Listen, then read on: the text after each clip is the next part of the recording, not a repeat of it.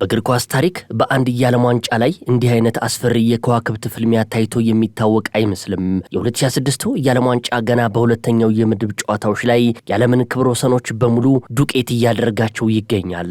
ሶስት ድንቅ የዓለም ከዋክብት በአንድ ላይ ተነስተው የኔ ቀን ነው እያሉ ባሳዩ ተአምራዊ የጎል ማሽንነታቸው እንደ አውሮፓውያኑ ዘመን ቀመር ከ1954 በኋላ በታሪክ ለመጀመሪያ ጊዜ በሁለት ጨዋታዎች ብቻ አራትና ከዚያ በላይ ጎሎች ያስቆጠሩ ሶስት ተጫዋቾች የታዩበት ድንቅ ውድድር ሆኗል። የ38 ዓመቱ አንጋፋ ንጉስ ሊዮኔል አንድሬስ ሜሲ በሁለት ጨዋታዎች ብቻ 5 ጎሎችን በማስቆጠር የኮከብ ገባግቢነቱን ደረጃ እየመራ ይገኛል። ኦስትሪያ ላይ ያስቆጠራቸው 2 ጎሎች ሌላ ታላቅ ታሪክ ሰርተዋል።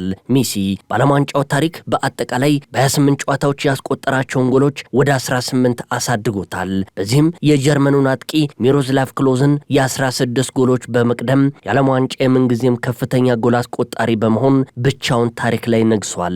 በአሁኑ ሰዓት አርጀንቲና ካስቆጠረቻቸው 5 ጎሎች 5ቱንም ያስቆጠረው እሱ ራሱ ነው። ትናንት ምሽት ለፈረንሳይ ብሔራዊ ቡድን መቶኛ ጨዋታውን ያደረገው የ27 ዓመቱ ኪሊያን ኢምባፔ በኢራቅ ላይ 2 ጎሎችን በማስቆጠር ለሜሲ የቤት ስራ ሰጥቶታል። ምባፔ በአሁኑ ሰዓት በ2 ጨዋታ 4 ጎል አለው። በዓለም ዋንጫ ታሪክ በአጠቃላይ ያስቆጠራቸውን ጎሎችም ወደ 16 አሳድጎ ከሚሮስላቭ ክሎዝ ጋር እኩል ተቀምጧል። አሁን ዋናው ኢላማው የሜሲን 18 ጎሎች ማሳደድና በታሪክ 2 ጊዜ የወርቅ ጫማ ያነሳ የመጀመሪያው አጥቂ መሆን ነው።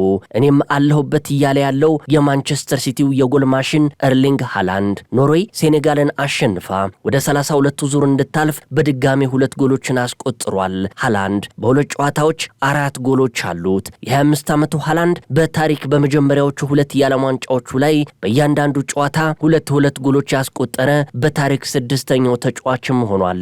ለኖርዌይም በ52 ጨዋታዎች 59 ጎሎች አሉት። አሊ ማክስዌስት ስለ ኤርሊንግ ሃላንድ ይናገራል። በእግር ኳስ ተፈጥሯዊ ክህሎት ሜሲና ኪሊያን ኢምባፔ ቀድሙት ይሆናል። ነገር ግን ኳስን መረብ ላይ በማሳረፍ ረገድ ሃላንድ በአሁኑ ሰዓት በዓለም ላይ ምርጡ ነው ብሎታል።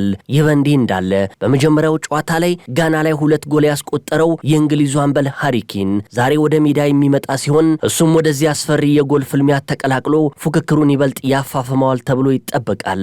የዘንድሮ አዲስ የ48 ሀገራት የዓለም ዋንጫ ፎርማት ትናንሽ ሀገራት እንዲሳተፉ መደረጉና ጨዋታዎቹ መብዛታቸው ለእነዚህ ታላላቅ አጥቂዎች በርካታ ጎሎች እንዲያስቆጥሩ መንገዱን ከፍቶላቸዋል። የእግር ኳስ ደጋፊዎች አሁን ላይ እየጠየቁ ያሉት ፈረንሳዊ ፎስት ፎንቴን እንደ አውሮፓውያኑ ዘመን ቀመር በ1957 በአንድ የዓለም ዋንጫ ያስቆጠረውን የ13 ጎል ታሪካዊ ክብረ ወሰን ከነዚህ 3ቱ አንዱ ዘንድሮ ይሰብረዋል የሚለው ጥያቄ ሆኗል።